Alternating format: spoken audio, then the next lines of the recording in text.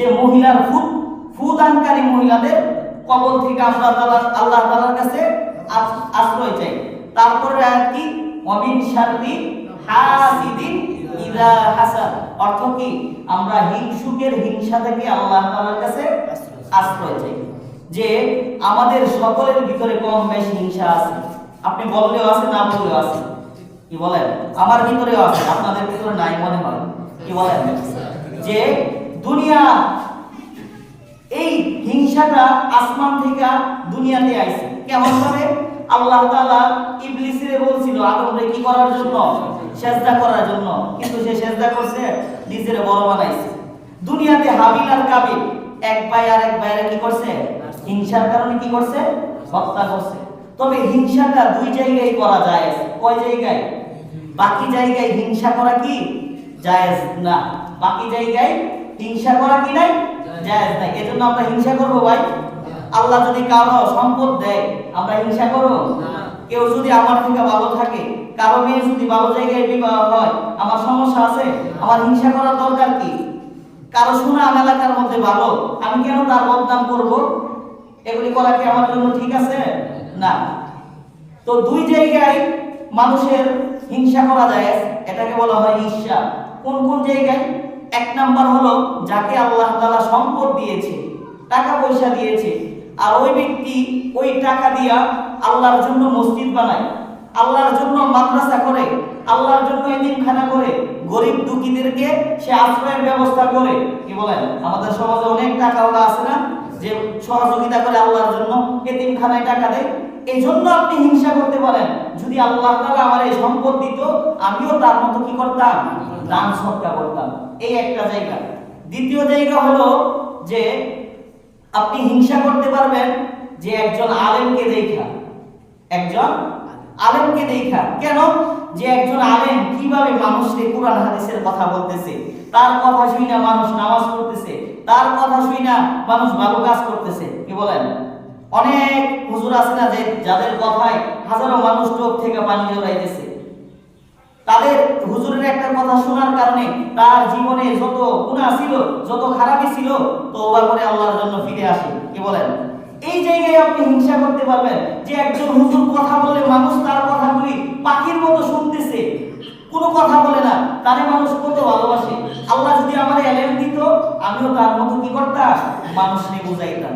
এই গেল সূরা ফালাকের সংক্ষিপ্ত তাফসীর। এখন আসি সূরা নাস। যে সূরা নাস, এই নাস সূরাটা হলো কোরআনের 114 নাম্বার সূরা। কয় নাম্বার? 114 নাম্বার সূরা। এই সূরার মধ্যে আল্লাহ তাআলার কাছে আমরা সাহায্য চাই একটা জিনিসের, আর আল্লাহ তাআলার নাম নেই তিনটা জিনিসের। যে প্রথম আয়াতটা কি? কুল আউযু বি রাব্বিন নাস, আমরা আশ্রয় চাই মানুষের রবের। মানুষের রব মানে কি? আমাদের রবের। তারপরে কি? মালিকিন নাস, মানুষের অধিপতির কাছে আমরা কি চাই? আশ্রয় চাই। তারপরে কি? ইলাহিন নাস, মানুষের ইলাহ, মানুষের মাবুদ একমাত্র আল্লাহ তাআলার কাছে আমরা কি চাই? আশ্রয় চাই। তারপরে আর কি? মিন শাররিল ওয়াসওয়াসিল খান্নাস, যে মানুষের অন্তরে কুমন্ত্রণা দেয়। কি দেয়?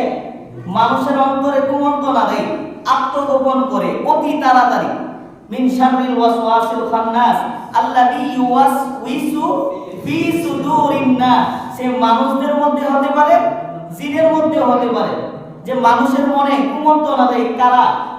তারপরে আল্লাহ বলেন মিনাল জিন্নাতি ওয়ান নাস, যে আমি আর আপনি কার কাছে সাহায্য চাই? আল্লাহর কাছে সাহায্য চাই। কার থেকে? মিনাল জিন্নাতি ওয়ান নাস, যে মানুষ থেকে এবং জিনদের থেকে। মানুষ শয়তান এবং জিন শয়তান থেকে আমরা কি চাই? আল্লাহর কাছে আশ্রয় চাই।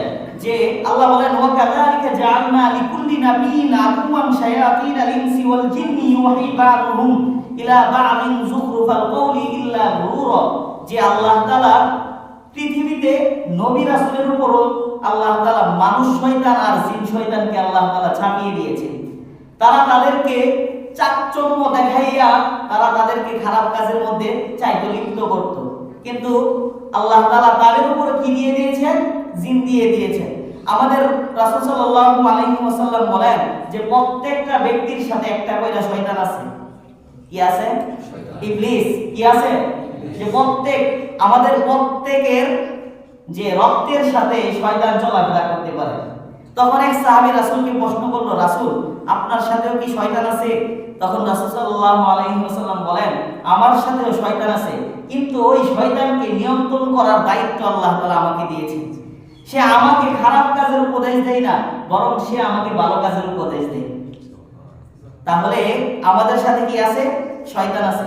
রাসূল সাল্লাল্লাহু আলাইহি ওয়াসাল্লাম একদিন ইতিকাফের মধ্যে বসা, তো রাসূলের বিবি হযরতে সাফিয়া রাদিয়াল্লাহু তাআলা আনহা রাসূলের জন্য খানা নিয়ে আইছে। খানা শেষ কইরা রাসূলকে মসজিদে রাইখা রাসূলের বিবি চলে যাইতেছে। তখন রাসূল সাল্লাল্লাহু আলাইহি ওয়াসাল্লাম বলেন, তুমি দাঁড়াও, তোমার আমি গিয়ে দিয়ে আসব। তখন রাসূল সাল্লাল্লাহু আলাইহি ওয়াসাল্লাম হযরতে সাফিয়া রাদিয়াল্লাহু তাআলা আনহাকে নিয়ে কোথায় গেলেন? রওনা করলেন। তো সামনে দুইজন সাহাবী দেখলো, দেখার পর তাদেরকে বলতেছে যে আমার সাথে যে মহিলা দেখছো সে আমার বিবি, সে আমার স্ত্রী। তখন তারা জিজ্ঞাসা করলো, রাসূল আমাদেরকে এই কথা বলার দরকার কি? বলে যে তোমাদের অন্তরের মধ্যে শয়তান আছে, তোমরা ভাবতে পারো যে রাসূলের সাথে অন্য মহিলা। কি বলেন? এখন যদি এখানে একটা মহিলা যদি আসে যে একটা মাসালা জিজ্ঞাসা করার জন্য হুজুরের কাছে, আপনারা ভাববেন কি যে হুজুরে মনে হয় ওই মহিলার সাথে লাইন আছে? কি বলেন? আছে না ভাই? এরকম হইতে পারে না? সবার মন তো এক না। যারা নামাজ পড়ে না এখানে তারা ভাববেন না, যারা নামাজ পড়ে না তারা ভাববে যে হুজুর একটা মেয়ের সাথে এরকম কথা বলে কেন? তো আমাদের যে অন্তরের মধ্যে কি আছে? যে একটা করে রক্তের সাথে চলাচল করে কি আছে? শয়তান আছে। এজন্য আমরা এই সূরা থেকে আমরা কি শিখলাম? যে সূরা ফালাক আর সূরা নাস আমাদের জন্য প্রত্যেক দিন পড়া কি আবশ্যক, ওয়াজিব। কি ভাই? ওয়াজিব না? যে রাসূল সাল্লাল্লাহু আলাইহি সাল্লাম প্রতিদিন 6 বার পাঠ করতেন জিন শয়তান মানুষ শয়তান থেকে বাঁচার জন্য। আমাদের পিছনে কি শয়তান নাই? আছে। এই শয়তান থেকে বাঁচার জন্য হইলেও আমরা এই আমলগুলি করব। যে কথাগুলি বলছি আল্লাহ তাআলা আমল করার তৌফিক দান করুন। এখন আসি